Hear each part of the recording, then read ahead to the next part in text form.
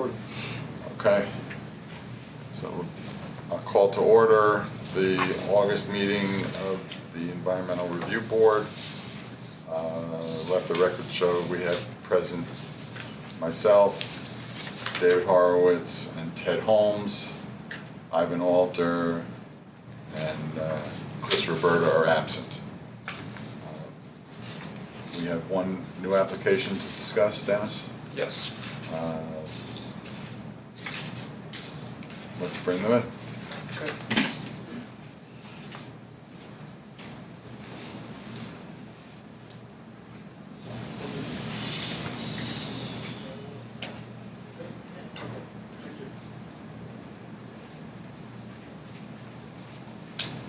Good evening.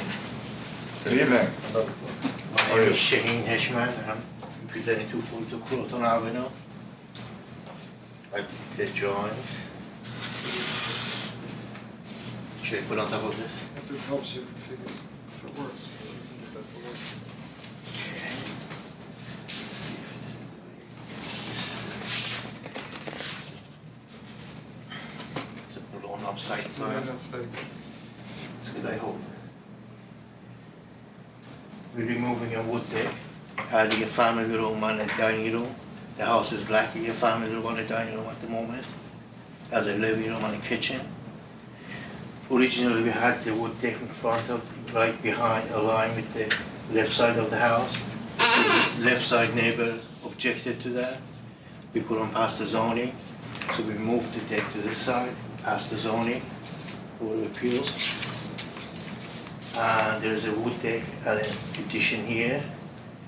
And it's on piers, it's not a spread footing, it's just minimal soil disturbance.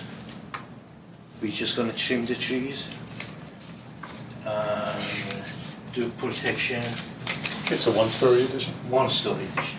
And how often are the piers? Well, 7 feet. 7 feet across here? I What's think the it- spacing? Yeah, it's something, I have the drawing if you wanna look at it.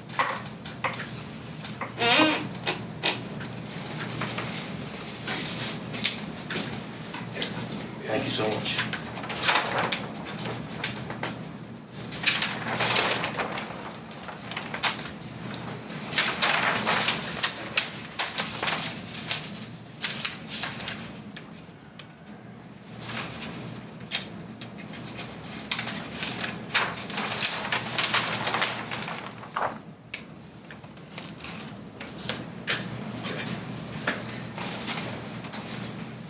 So you got 1, 2, 3, 4, 5, 6, 7, 8, 9, 10, 11.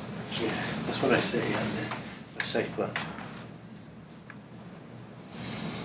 The 2 by 2 footing. Okay. And how are they gonna get dug? Dug. Hand dug, Hand dug. machine? No, hand, it's too small for machine.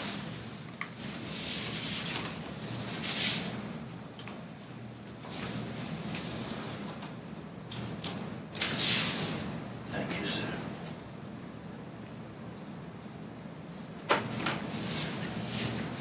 Okay.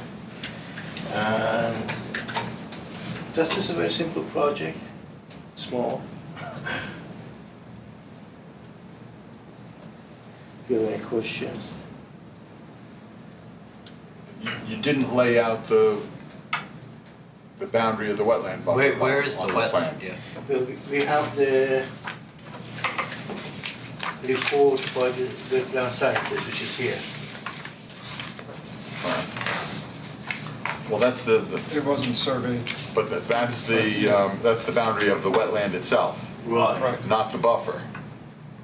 Because what you're asking for us to approve Right. is to build in the buffer. Mhm. And usually on the plans, we like to see the outline of the buffer so that we know whether the house is in the buffer, whether any part of it is outside the buffer, how much of an encroachment on the buffer there actually is. I don't know that it is that crucial in this case, because just by doing a little bit of, rough measuring, it looks like 80% or so of the entire house is already in the buffer, given that the buffer is 100 feet out from the border of the wetland, Right. so, but, So the edge, so the shed, the existing frame shed is currently on This one, the edge of the wetland. well, this was No. existing there before. Right. No, and then according to this, it is. It's there, it's there. The building inspector didn't object. oh, there are two sheds. Yeah, in fact, This you one can is- see the shed in that photo This right one there. is- You're looking at the one on the right. Yeah. I was looking at the one on the left. This one, the owner is gonna remove it, this one has been there for years. Okay. Building inspector didn't object to the existence of it because it's been there before. This one is new and it's just temporary and they're gonna relocate it to Okay. make it according to zoning. What's this existing shed used for? I think it's storage at the moment. I Of didn't what? go- I don't know, I didn't go inside of it, we're not touching it.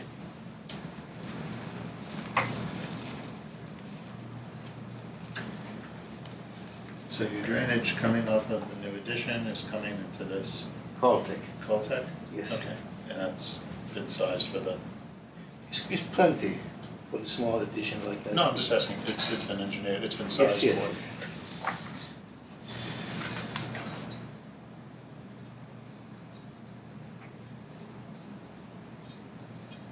And where does the drainage from the existing house go? Does not have drainage right now, we were asked only to do for the new addition. The new drain, am I right? Yeah, because you didn't show anything, so, right, had to show where the addition is gonna, We're responsible only for the new addition. right. I asked if it was gonna tie into an existing system, or were you gonna have to treat it separately? Either would have to be shown to, determine the impact of the new construction. And is there a proposed mitigation plan associated with this? It's a yes and yes. So the way this sort of advanced was the first plans that came in, the trees were not shown. The one to the back is a leaning apple tree, and the other to the side is a pear tree, both in fruit, both healthy. So I just had asked the question of, Those are existing trees? Yes. Yeah. like, do the trees have to be removed or not? So when the second plans came in, they said they were gonna remove the trees. So when Mr. Hejmak came in to ask some questions about the tree removal application, I said, just to clarify, I said, I'm not requiring you to remove the trees. I was just asking, are they or aren't they? And, especially that one apple tree, if you look at the photo on the agenda, It's like this. it doesn't even show up because it's leaning so much in Towards the back. Yeah, it's leaning so much in the other direction. They even have it supported with a piece of wood. Then I'm like, I don't see the need to have to remove that. And the existing pear tree, which you can see some of the branch there, you would just have to trim one of the branches to, so that's just out of the way of the construction. I said, if you want to remove trees, that's fine, but that would require a tree removal application. And then I identified these two areas off the brook where, depending on one tree, both tree, where we would have to do, shrub plantings. But in the absence of removing the trees, my proposal is to, just come up with some no-mow filter stripping, especially off the roadway, because this is kind of where everything gets funneled. So I have less of a concern sort of on the brook side, closer to the project, than I do basically how it exists off of the roadway now and kind of flows into the opposite side of the brook. I had a suggestion that if just in case during the construction, we find out that the trees has to be removed, which we don't think so at the moment. I met myself with one of the project managers, we measured the location of the trees. We apply for a tree removal. Well, we don't think we have to do it. Right, and then that would, which I would, write into a final permit, the sort of, the yes and yes, that there would be two mitigations that potentially would be required, and it would all be dependent upon whether trees were removed or not. And the one would be, in the absence of tree being removed, the required mitigation would be, sort of designating these no-mow areas on the opposite side of the brook from the project to sort of create that filter strip. And if indeed trees have to be removed, then we worked out, which I shared with you in that email, Yes, the ratios that would be required with respect to number of shrubs, and that these were sort of preferred locations because they're lower, closer to the brook and would support, you know, the hydro conditions that are required for the, you So know, if the shrubs that we trees, planted. if the trees stay there, then there is no, they don't have to do any more additional plantings? There's no, I wouldn't propose any plantings, I would propose. If the trees well, are, If the trees remain, Okay. correct, yeah.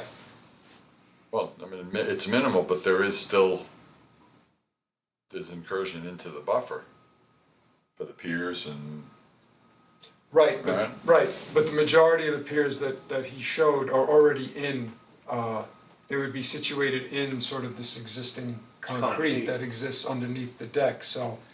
And there is a note on the architectural plan that it says remove the concrete just for the footings to provide Right, not space. to, right, remove the whole block of concrete. Exactly.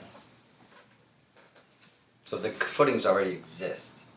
There's concrete slab. Concrete slab. The slab exists. Exactly, the concrete slab, we're just gonna remove like 2x2 space for the To footing. put a footing Footing inside. in the concrete slab. Exactly, Because the concrete slab is under the deck, yes it is, and so the whole addition goes out over the existing deck. Am I? Right, right, yeah, that's the footprint. The 'cause that- existing- yeah. Yeah, cause that walkway. the existing is a- patio, the existing slab. Yeah, The deck is gonna be raised. I think the existing deck is raised now. yes it is, right? raised Yes. now too, yes. Right, so what they're gonna do is, I think, is take a portion of the existing deck and build the addition on top of it. This addition is smaller than the existing deck. The existing deck is 14 feet deep, this is 12 foot 6. And the, so it would be elevated, you're not Just digging- like the deck is, Right. just the Right. existing deck is. Right. You're not There's gonna be digging open anything under- space, there's gonna be open space under the deck So just, okay, and under We're the gonna addition. cover it with curtain wall.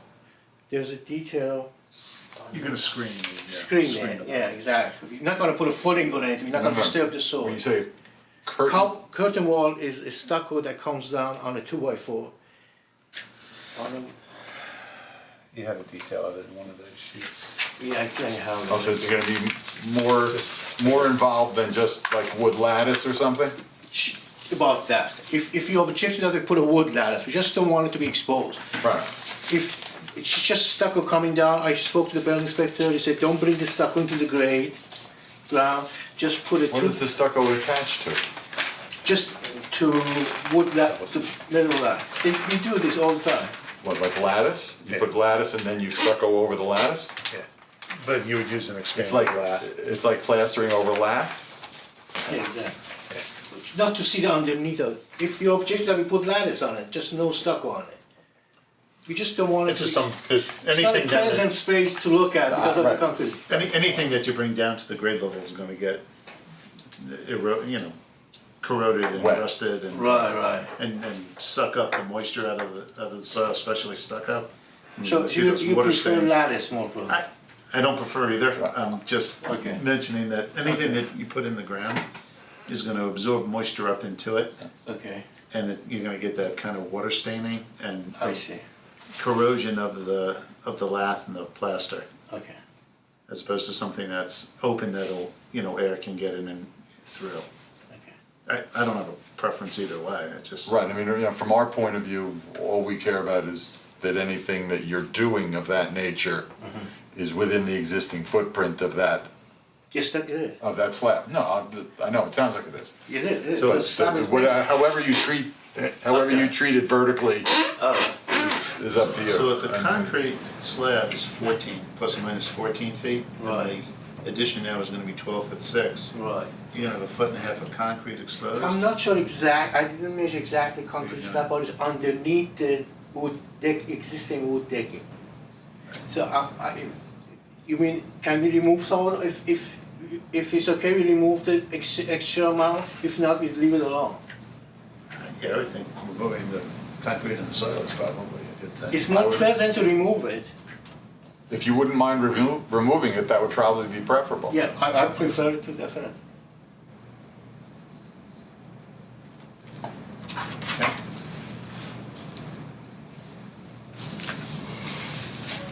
then the plan would be updated with the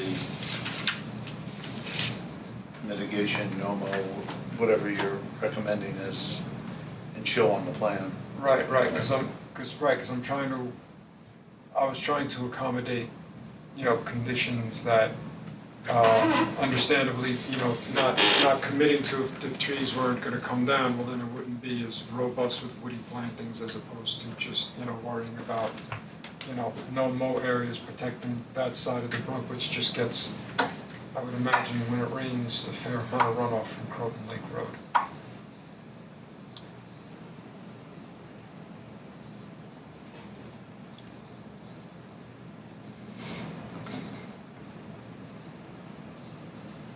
Do I have anything else? Looks pretty straightforward. We've been through a lot for this small project. Sorry? We've been through a lot for this small project. You had to get a zoning variance for it? Oh, yeah. Twice, I had to go, the neighbor objected to it because they could see the deck there, so if they put it back there. So he came here and all that, so we went through a lot. Not an easy process. Yeah.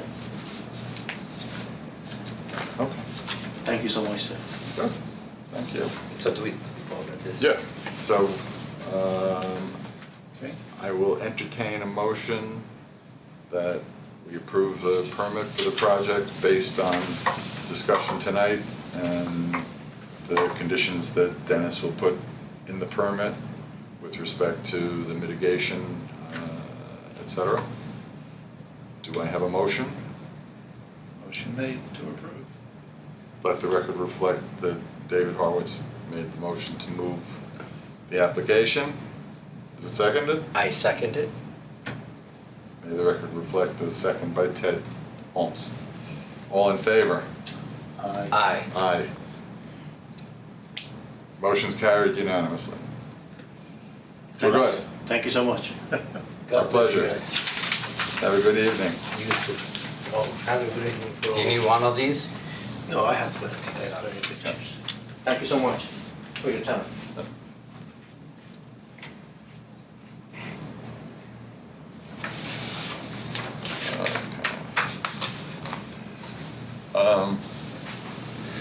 I think the only other item on the agenda is approval of the minutes from June 17th, draft of which was circulated sometime last week. And I had several comments on it, most of them dealing with the identity of people making various motions and some clarifications of the discussion with respect to the BARG application. We've discussed some of those already tonight, and my suggestion is that we give Dennis or Adriana a marked up version of the minutes that reflects the changes that we've discussed, and those be adopted as the formal minutes.